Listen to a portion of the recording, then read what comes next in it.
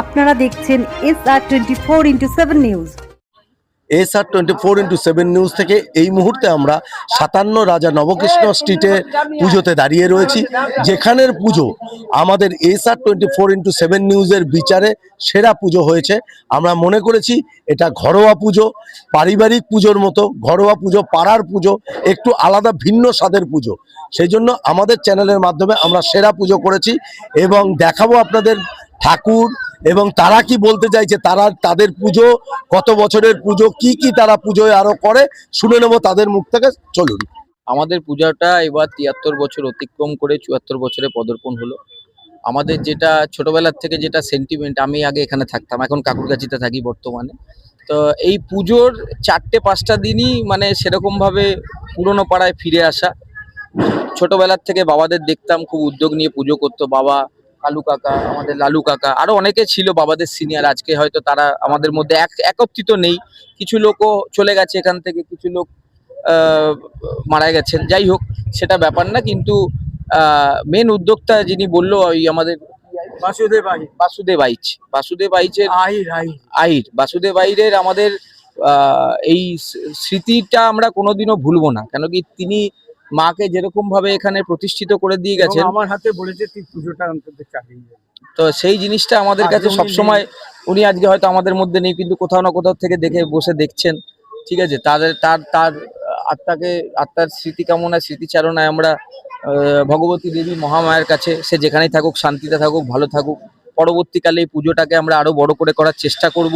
সম্পূর্ণ সহযোগিতা মুক্তি সংঘের প্রত্যেকটা মেম্বার, মানে সবাই আমরা ছড়িয়ে ছিটিয়ে থাকি বিভিন্ন রকমের কাজকর্মের ক্ষেত্রে।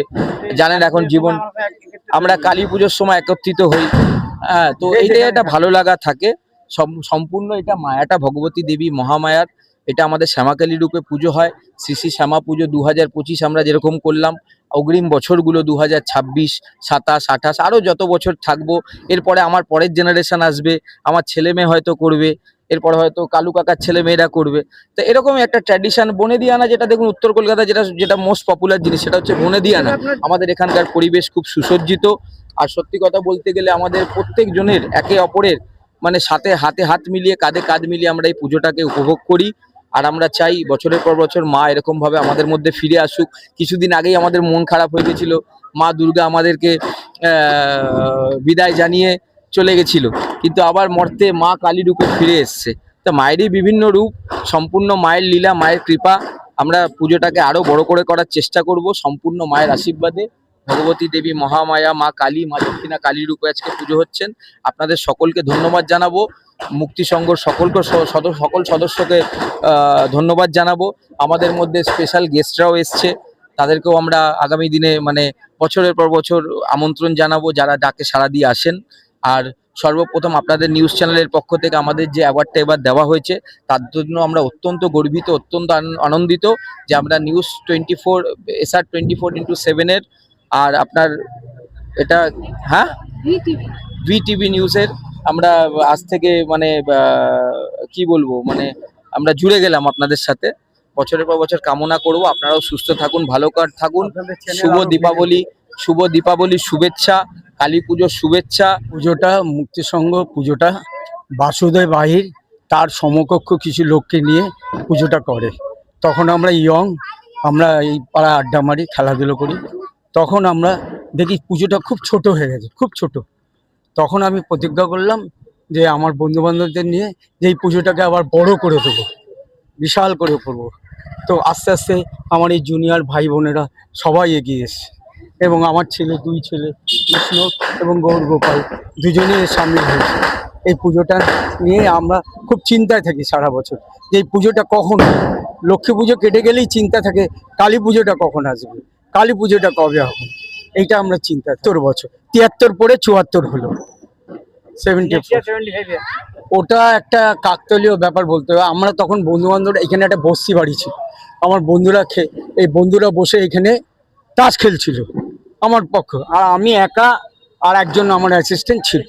ঠাকুরমশাই পুজো করছে, হঠাৎ একজন মহিলা লাল শাড়ি পরে, মাথায় টিপ, এত বড় টিপ, লাল শাড়ি মানে সাদা লাল বর্ডার পরে ঢুকে পড়েছে এখানে। আমি এখানে বলছি, আমার গলার স্বরটা যেন নিভে গেল, বন্ধুদের ডাকতে পারছি না। যে আয় আয়, উনি পুজোটা মনে হয় ভুন্ডুল করে দেবে, এরকম করছে, ঢুকে যাচ্ছে ভেতরে ভেতরে ঢুকে যাচ্ছে।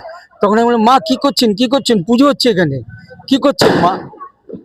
কোনো মুখে কথা বললো না, শুয়ে পড়লো, ঠাকুরমশাই পেছনে গিয়ে শুয়ে পড়লো। তারপর আমি বললাম, মা আমাদের পুজোটা করতে দিন, পুজোটা করতে দিন।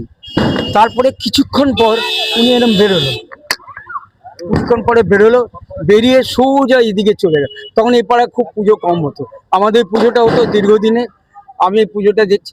তারপরে কিছুক্ষণ পর আমার সম্বিত ফিরে এলো, আমি দৌড়ে এইখানটা দাঁড়ালাম, দাঁড়িয়ে ওখানে দেখি ভ্যানিশ, নেই, মুহূর্তের মধ্যে দেখি ভ্যানিশ, মানে দেখা পেয়েও দেখা পেলাম না। আজকে আমাদের সারা রাত পুজো হবে, তারপরে যজ্ঞের পরে এখানে অঞ্জলি দেওয়া হবে, অঞ্জলির পর পুজো হয়ে যাবে। কাল সকালবেলা আমাদের ভোগটা কবে? তারপরে আমাদের ভোগ, আপনাদেরও নিমন্ত্রণ রইল, ভোগ সন্ধ্যাবেলা আসবেন, আমরা পার্সেল দিয়ে দেবো দরকার হলে। ভোগ হবে, ভোগ বিতরণ হয় বাড়ি বাড়ি বাড়ি বাড়ি, প্রত্যেকটা বাড়ি, যে চাঁদা দিয়েছে সেও পাবে, যে চাঁদা দেয়নি সেও পাবে, বিতরণ করি রাত অবধি।